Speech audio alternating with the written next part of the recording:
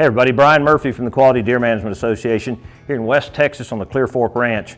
A lot of first-time hunters starting out are very intimidated with what to do with an animal after they've got it down. This particular buck was harvested this morning. We've already taken the guts out of the animal, but a lot of hunters don't know what to do next. And so I'm going to take you through a quick step-by-step process on how to skin and quarter a white-tailed deer. So I like to stretch the leg out and give it a little tension so it kind of holds a placeholder for me. I start right back here, make a ring completely around the back leg. Then I'm going to run my knife right along the top of the leg and come down off that hind quarter straight to my cut that I made gutting the animal. Just connect those two, nice and easy. And then keeping the leg straight, I can go parallel, being careful not to cut this tendon back here that holds the animal up for us on the gambrel. This just saves time once it's hung.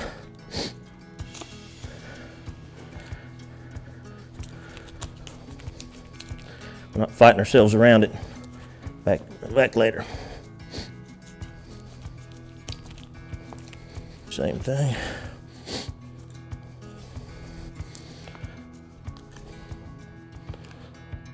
Get started there. And a sharp knife does help.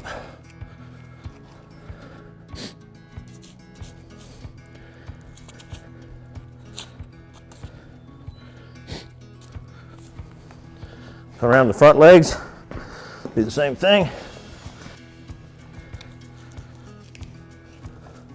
Right that cut.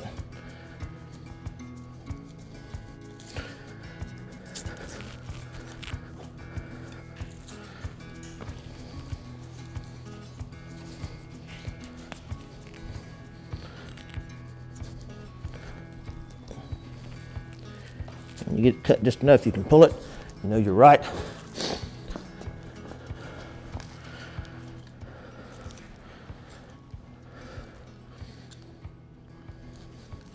All right, now it's time to hang the animal.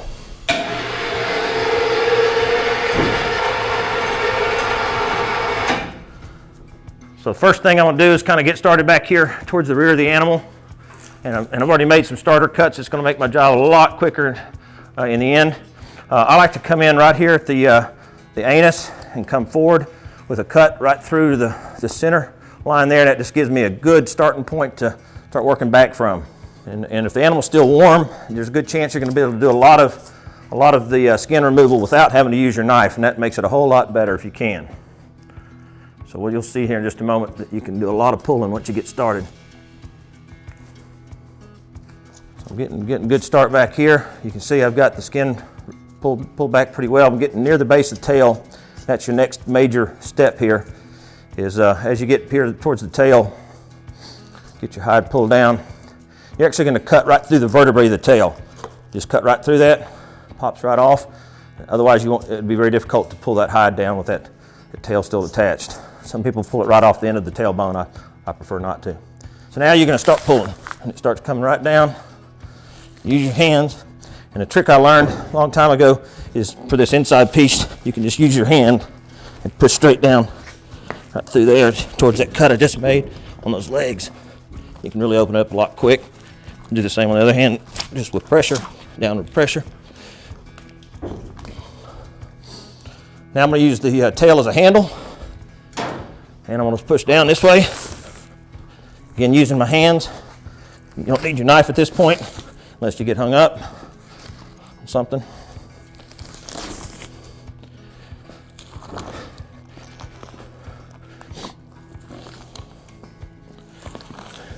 Sometimes down on the front it starts to catch you a little bit. Just use your knife just to give you a little bit of a head start. And when you have a wound such as this, you just kind of got to work around it. And we're going to end up discarding a portion of that leg anyway. But it's good to go ahead and just take the hide off right around it. As you get down towards the head, it'll start being a little bit more of a challenge for you to pull. So you can use your knife just to help you get there. Now what you want to do is go ahead and remove the head. You're going to give yourself a starter cut with your knife. Don't go straight in with a saw. You have a hard time getting through it. Just come all the way around. You got to cut through the esophagus and the trachea The other side of the animal.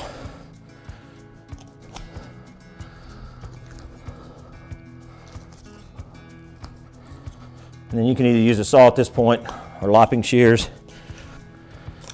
There we go. So we got the animal up here. We got everything ready now to start quartering the animal. I prefer kind of working from the neck up, if you will. So I'm gonna start probably with the shoulders and the neck roast, and then work my way up the back straps, tenderloins, and finally these hind quarters.